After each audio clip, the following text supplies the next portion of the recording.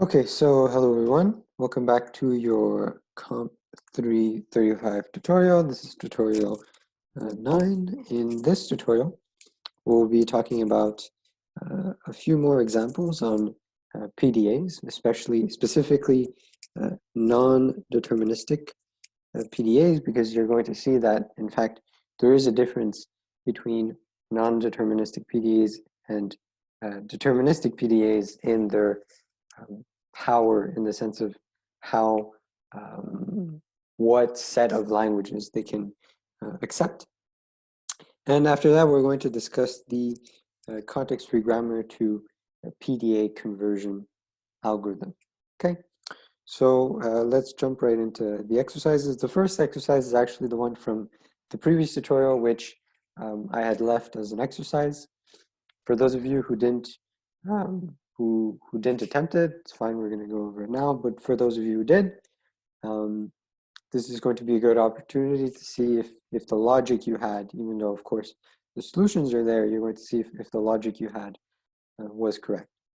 Okay, so what's the idea here? We want to give a push-down automata that accepts the language over the alphabet ABC, where the number of A's in that string plus the number of B's in that string is different, so it's not the same as the number of C's in that string.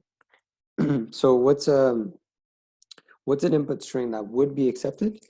Well, for example, I would accept A, B, C, because the number of A's is 1, the number of B's is 1, so then the sum of this is 2, and this is different from the number of C's, which is 1, right? But then, of course, if I added another C here, then the number of C's would be 2, and then this equality would hold, and then this would not be accepted in my, this should not be accepted in my PDA because it doesn't belong to my language. Okay, so that's the that's some example strings that are and are not accepted. Now, what's the idea of this PDA? So how can we use the stack to keep track of, in this case, the number of A's and the number of B's, and determine whether or not they're equal to the number of C's? Well, in fact, the idea is very similar to an example you have in the lecture slides, where we're looking at the number of A's is equal to the number of B's. I think it was equal. So it's very similar to that idea, except that in this case it's negated and you have an extra symbol. So what I mean by that, well, let's say you have, let's look back at that input string A, B, C, okay? So what you're going to do is, because you want to group the A's, the number of A's and the number of B's on one side of the equation, what you're going to do is, for the A's and the B's, you're going to use one stack symbol X for the A's. So what you're going to do, let's say, is if your stack is initially empty and you see an A, you're going to push an X, okay? Then if you see a B and you see that on your stack there's an X, you're going to push another X, okay?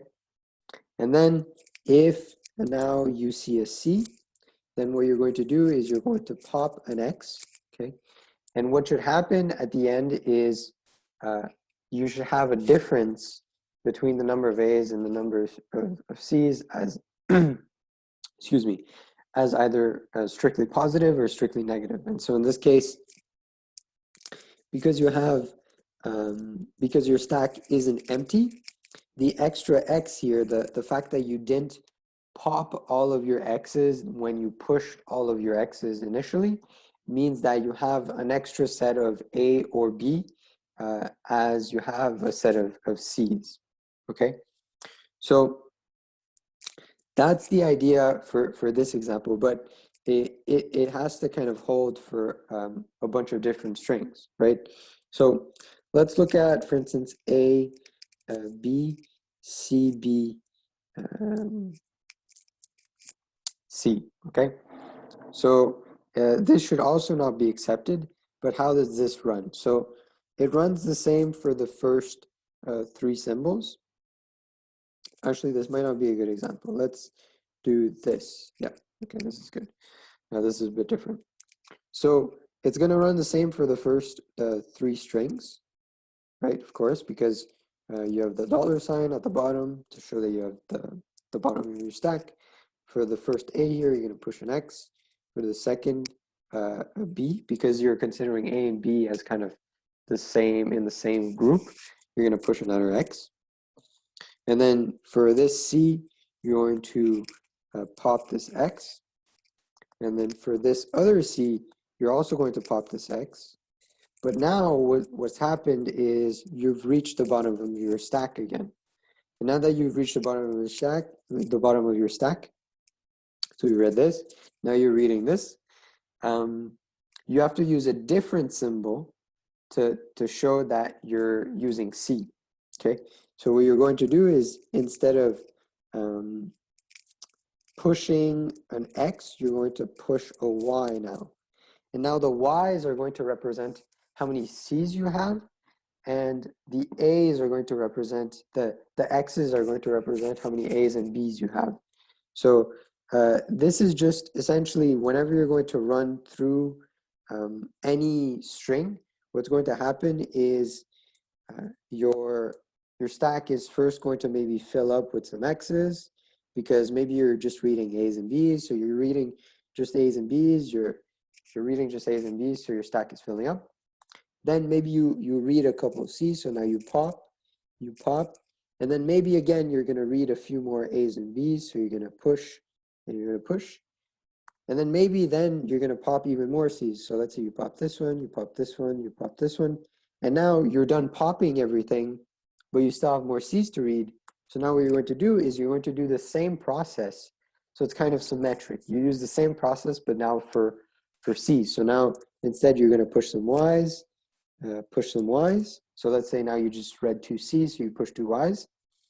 And if, so you would just push two Y's.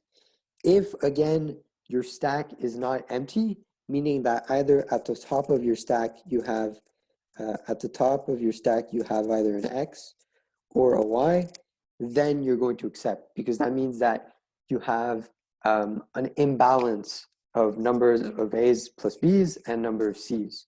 So you can just kind of think of the fact that you have an excess number of Y's in your stack as meaning you have an excess number of C's.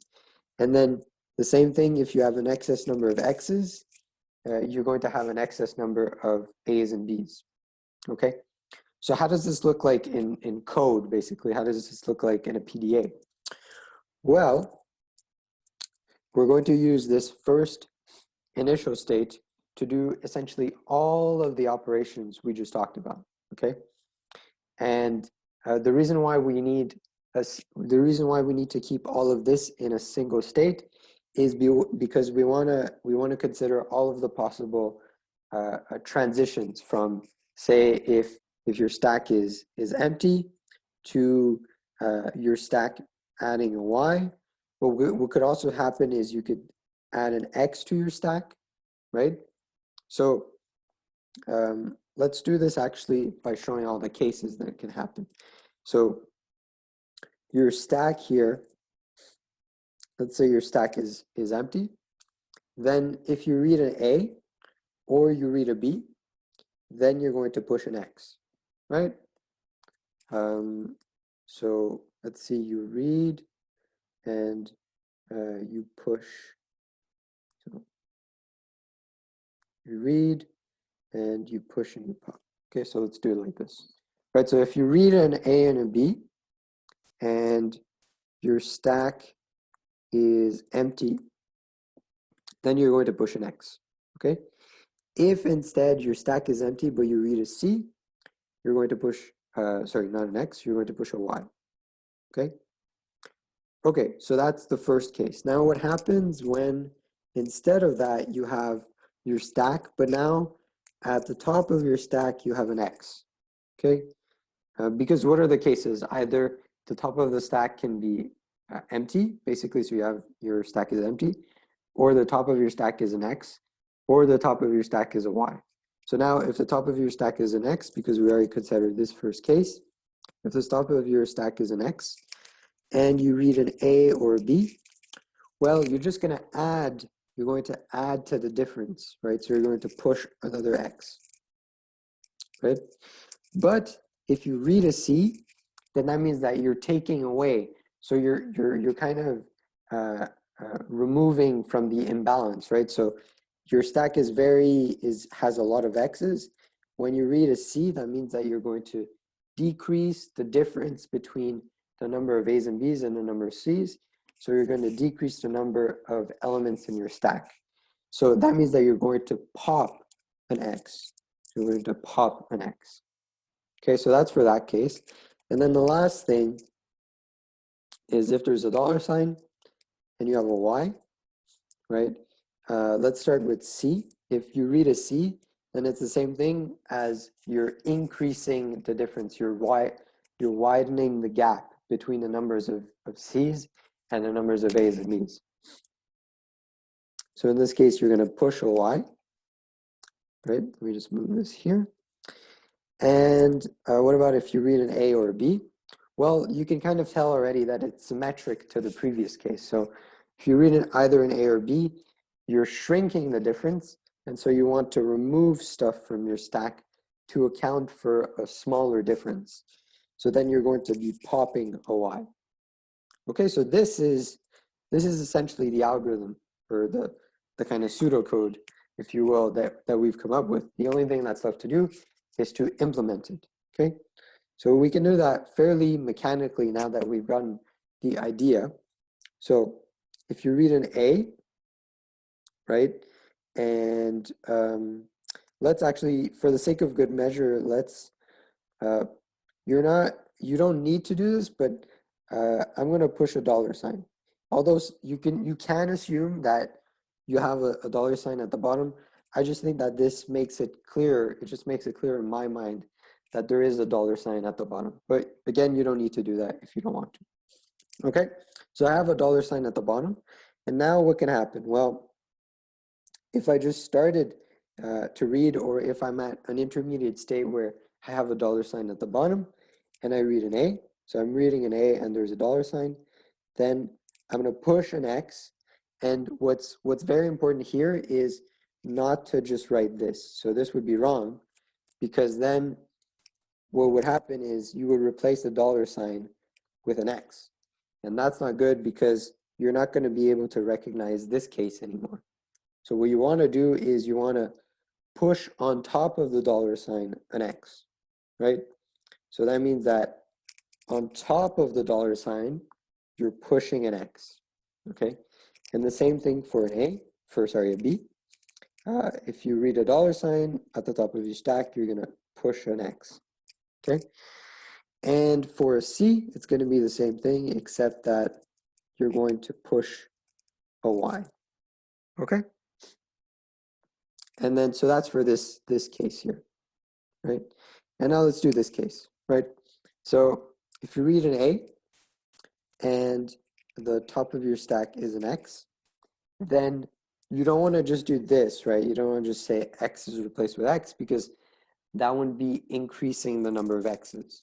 What you want to do is on top of your initial X, you want to add an X. So on top of your initial X, you're adding this X, okay? And the same thing for B. If you read an X, on top of your initial X, or the sort of the top of your stack has an X, you're going to add an X, okay? And then the same thing for a C if you read an X, except that now we're doing this case here. So if you read a C and you have an X at the top of your stack, remember you're shrinking the difference. So what you want to do now is you want to pop that X, okay? And now it's a symmetric. It's fairly the routine to do the other way, right? To do this case, because it's the same. It's the same, except the X's are replaced with Y's, and and vice versa. So here, if you read an A and there's a Y at the top of your stack, then you're going to pop it. Okay, remember, because that means that the difference between the C's and the A's and B's is shrinking. So you're removing stuff from your stack. The same thing for your B, right? You're going to pop a Y if you read a Y at the top. And if for a C, if you read a Y, I'm not going to just say Y is replaced by Y because that would be increasing it. I'm going to say that on top of my initial Y, I'm going to add an extra Y. Okay, and this, all of this, on this state here accounts for all of these cases. Okay, and then once you do that, once you're done reading all your string, so once you're done reading all your string with a lambda, you either need an excess of A's and B's or an excess of C's. So an excess of A's and B's is shown by having an X at the top of your stack, right? So I can just say X is replaced by X, goes to a final state. Or I could also have, I'm done reading my string and I have a Y at the top of my stack. In that case, I can also replace it with a Y. Okay, so this would be, I have an excess of C's, and this would be, I have an excess of, excuse me, A's and B's. Okay, so, and that's essentially how you would answer a question like this. And in general, how you would answer questions where even if you had an inequality, or you had, sorry, a greater than symbol, or sort of a less than or equal, or anything like that, you would essentially use this kind of method. Okay. So of course, if it's not clear, shoot me an email, or at any of the upcoming sessions, let me know. Okay. All right. So that was, and of course, actually, maybe I should just point out here, in this case, they assumed that at the bottom of my stack, I already have a $, which is completely fine, right? You can also do that. So it doesn't, it's just if it sort of helps you to see, to visualize pushing the $, then that's okay. All right, so we have another exercise here on PDAs. So this one here actually is a bit more simple than the previous one. So I think. So we want to give a pushdown automata that accepts the language L, where L is a set of strings over the alphabet 0, 1, such that that string is a palindrome and it has an odd length. So essentially W are odd length palindromes. So let me just remind you what a palindrome that would be an odd length would be. So for instance, something like 0, 1, 1, 1, 0. So this is the same as, so this string is equal to the reverse, sorry, if you take this string here, W, then it's the same as taking the reverse of this string here. So in other words, reading this string from left to right is the same as reading the string from right to left. Okay, so that's what a palindrome would be. So an example of something that's not a palindrome would be something like 0, 1, 0, 0, 1, 0. Okay, because if you read it this way, it's 0, 0, 1, 0, and if you read it that way, it's 0, 1, 0, 0.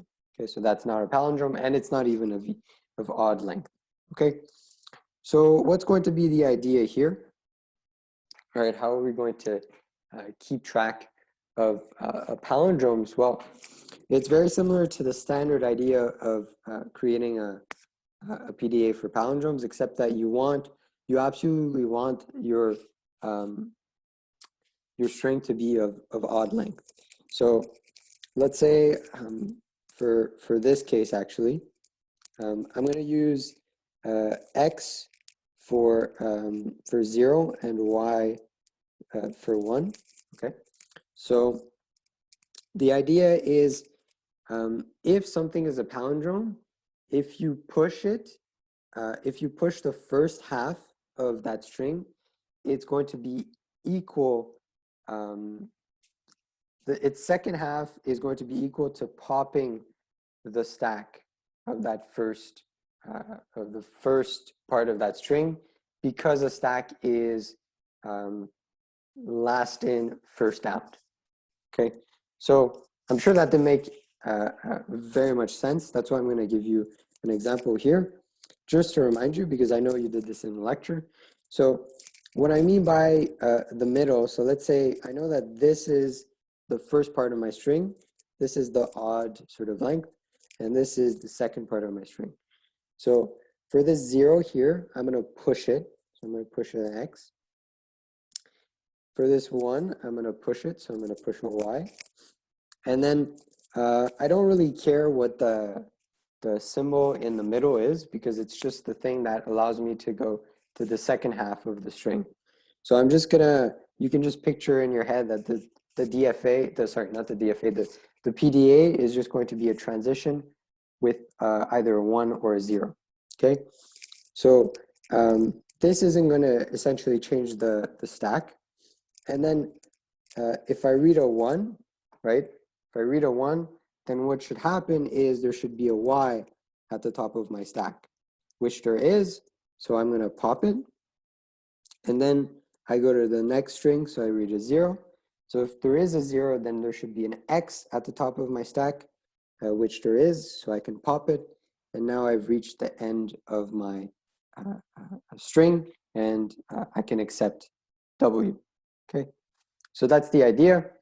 How does this look like in terms of a PDA? So you can start at your initial state. I'm going to, again, for good measure, push a $sign.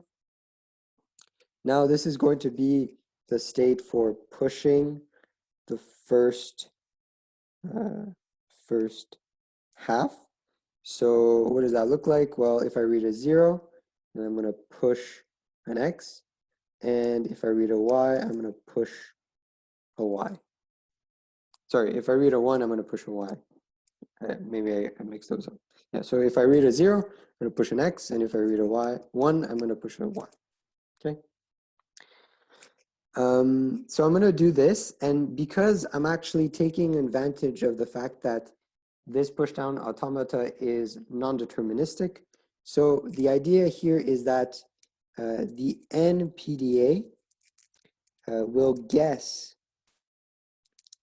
the middle of my string.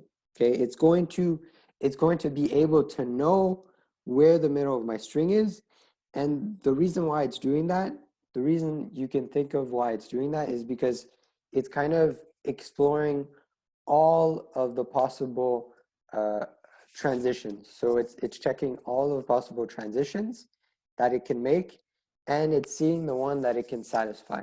Okay, so it's essentially making, giving you a bit more computational power, because it's telling you that it's actually searching all of the possible transitions that are going to allow you to get to a final state, okay, if there is such a possible transition. And so in this case, it's going to correctly guess the first half of the string, and then it's going to read the middle string. So that's either going to be a 0 or a 1. And again, remember, you're not going to change your stack. So I'm not changing my stack.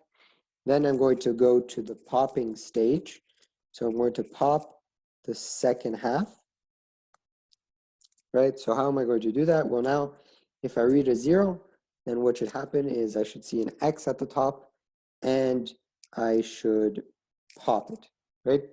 If instead I see a 1, then there should be a Y at the top of my stack, and I should pop it.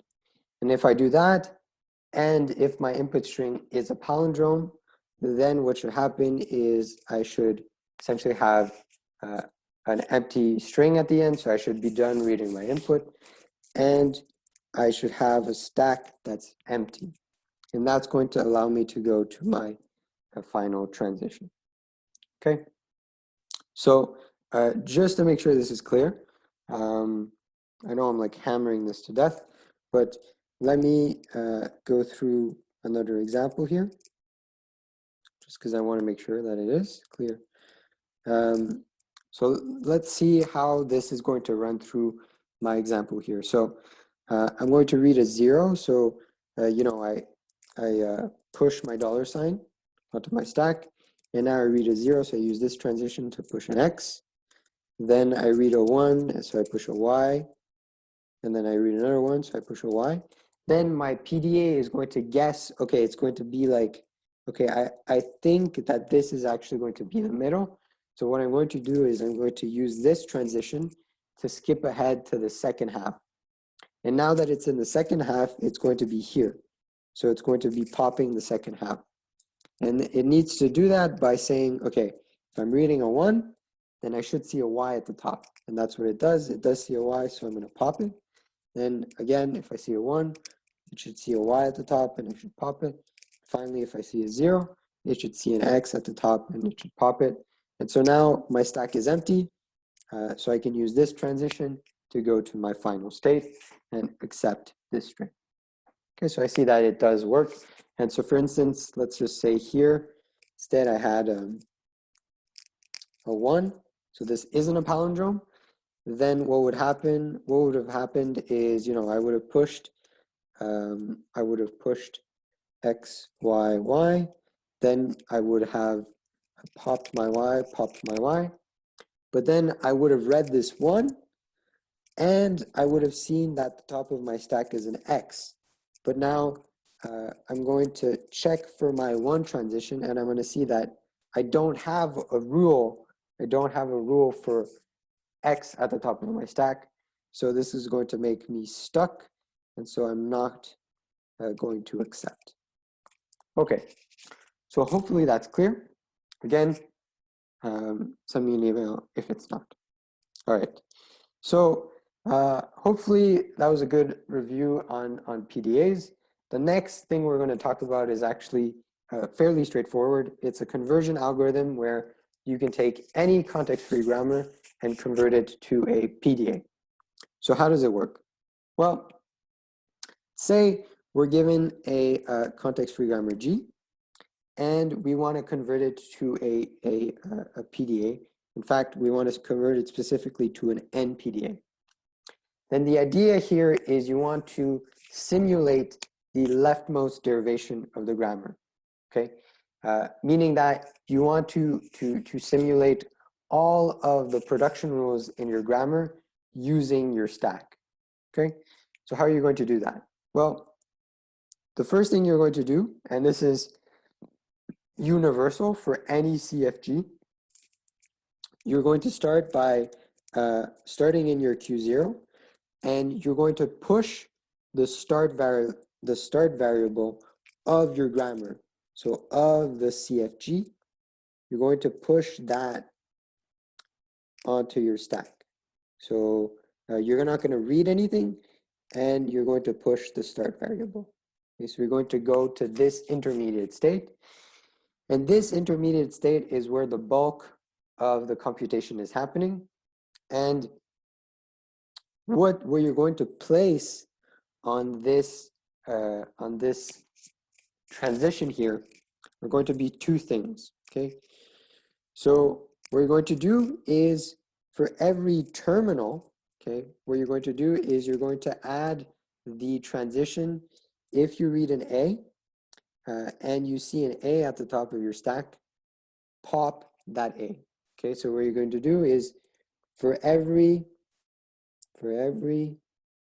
terminal, you're going to say for every symbol, excuse me, for every symbol that you read, the same symbol should be at the top of your stack, and you should pop that. Okay, so you're going to do that for every terminal in your grammar. All right, and then so that's one type of transition that you're going to see. And then all the other transitions are going to be very, very straightforward to convert. So any, production, straightforward to convert to a transition. So any production that looks like a variable gives you a W, where W is anything. So it could be any combination of terminals and variables, right? So essentially what you do is you don't read anything, but you push and you don't sort of care about anything at the top of your, no, that's wrong. So you don't read anything, but you do care what's at the top of your stack.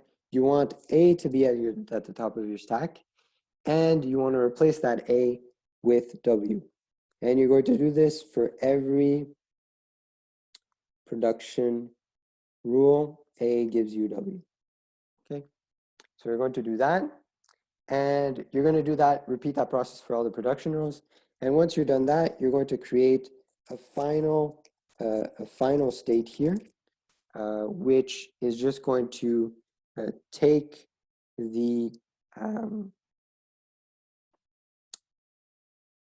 it's just going to take the end marker that you assume is the $sign in this case, and just replace it with the end marker. So it doesn't really matter. It's just going to make sure essentially that your stack is empty.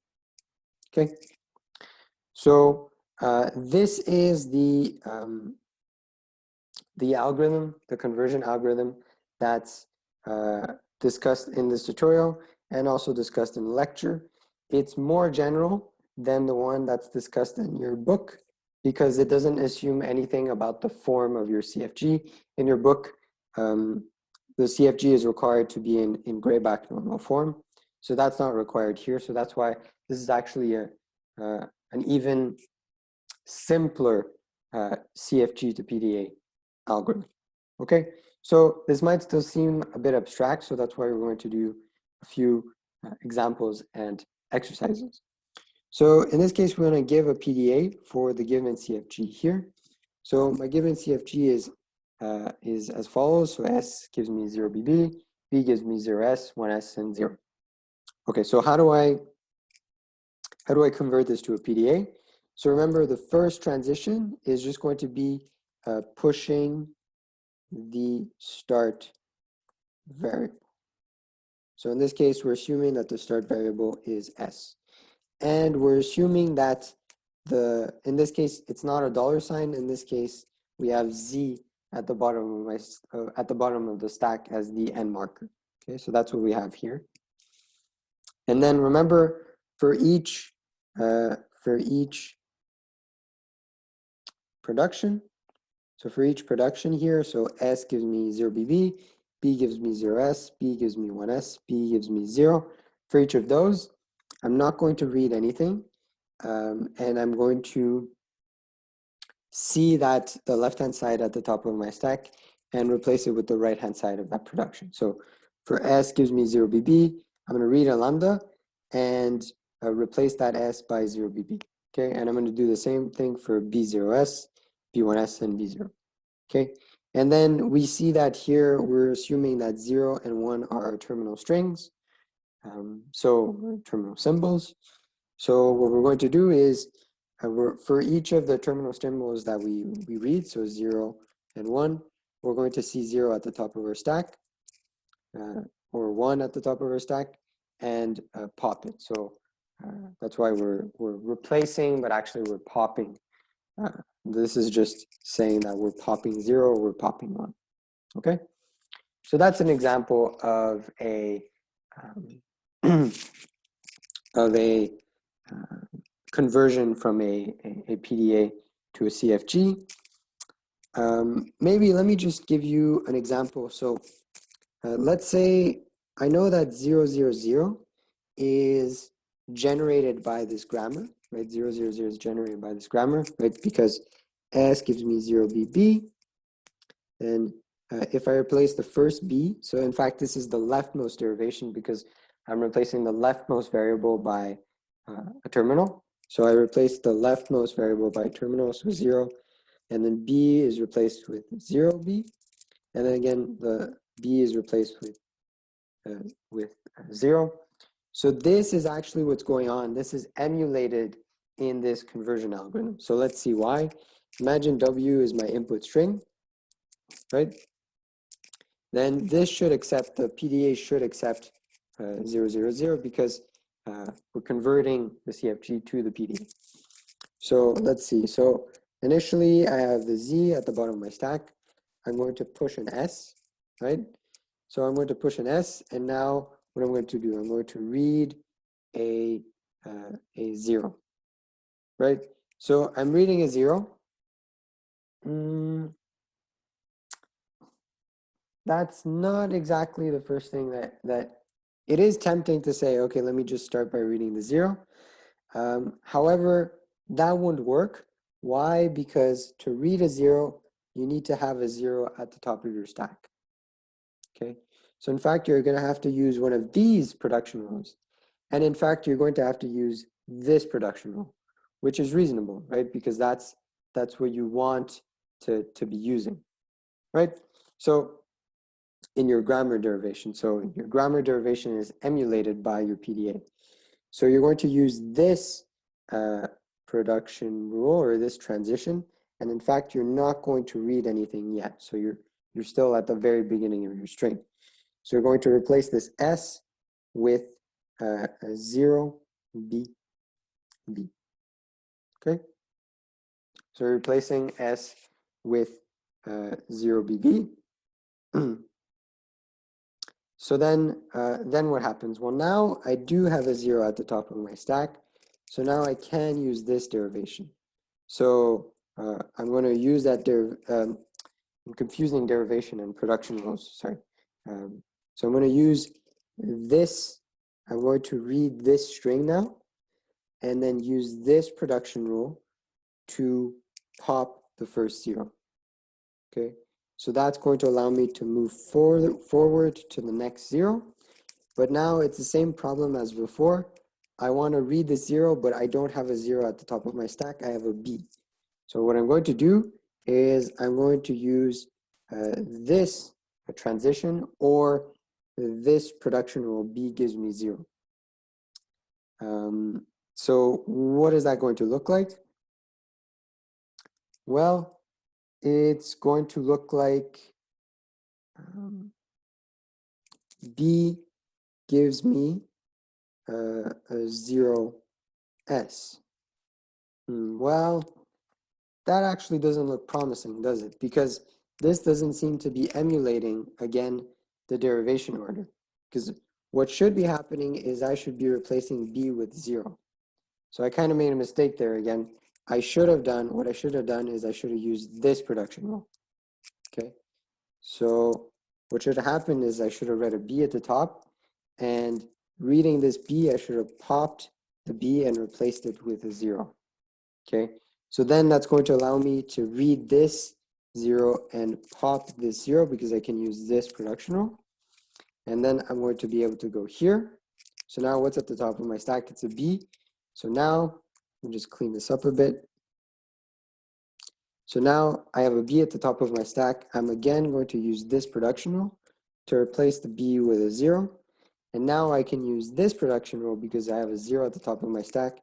So I can read this last 0, pop this 0, and end up here.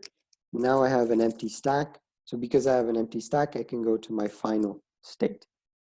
Okay, so that's a reason why this conversion algorithm works, because it's really what it's doing actually behind the scenes is it's just emulating the leftmost derivation. So leftmost meaning you're replacing the leftmost variable by a terminal. It's emulating the leftmost derivation using the production rules here and here. Okay, so hopefully that's clear, and hopefully I didn't confuse you too much.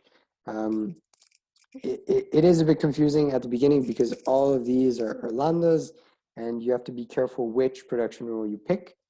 But once you understand that there's kind of a one-to-one correspondence between this derivation and then these production rules, then you can see that actually the grammar derivation tells you what production rule to use.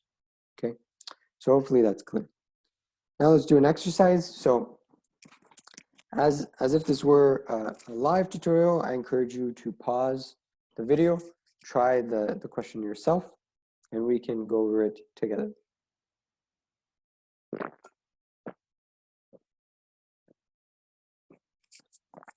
Okay, so we're given a PDA here. And, sorry, we're not given a PDA. Okay. Whew. We're given a CFG, and we want to convert this to a PDA. So how are we going to do this? Well, we're just going to use the standard conversion algorithm, right? We're going to start at Q0. We're not going to read anything, right? And we're going to take our stack symbol, which is going to be, in this case, Z, and push the start variable S, okay? Then once we get to our intermediate state, let's first push all of the terminals. So for each of the terminals, how many terminals I have? A, B, and C. So for each of the terminals, I'm going to read them, and they need to be at the top of my stack. And I'm going to pop them. Okay, so that's for all my terminals. And then for all my production rules, I'm going to read a lambda. And for my S, I'm going to replace that with AB. So I'm doing this one. And then again, it's fairly mechanical. I'm going to read a lambda and then read an A and replace it with AA. Then again, read a lambda, replace the A with a lambda. But really what this is doing actually is it's just popping the A. And then again, the same thing for these production rules. So lambda, you're going to read a B and replace that with CBB. And then for lambda BC, you're going to read a lambda. So essentially read nothing and replace the B with the C. Okay. So this would be the production rules for this CFG, for this CFG, and those would be the production rules for the intermediate state. And then you would go on to finalize by reading an empty string and making sure that your stack is empty going to the final state. Okay, so hopefully this is straightforward. It's fairly mechanical. You know, as long as you remember the steps, it's there's not too much to this kind of. I mean, it's an important theoretical result, but there's not much to the actual algorithm itself. Okay, so you have your answer here, and then we have another exercise which is essentially the same thing. So again, you can pause the video, try it yourself. So how we do this, again, it's exactly the same thing. So you're starting at Q0. You're going to push a start variable on top of your stack indicator variable. So your Z in this case. And now your intermediate state, how many? Okay, I have A and B as my terminals. So I'm going to read for the A. I'm going to pop the A if it's at the top of my stack, and pop the B if I'm reading a B and B is at the top of my stack. So this is for my terminals. Then for the production rules, again, how many production rules? 1, 2, 3, 4, 5. So I'm not reading anything, and for each production rule, I'm just replacing it like so. Well, not replacing, taking the left-hand side and replacing it with the right-hand side. Okay. So this is the set of production rules for your intermediate state, right? I feel like I should be explaining more, but there really isn't too much to this algorithm.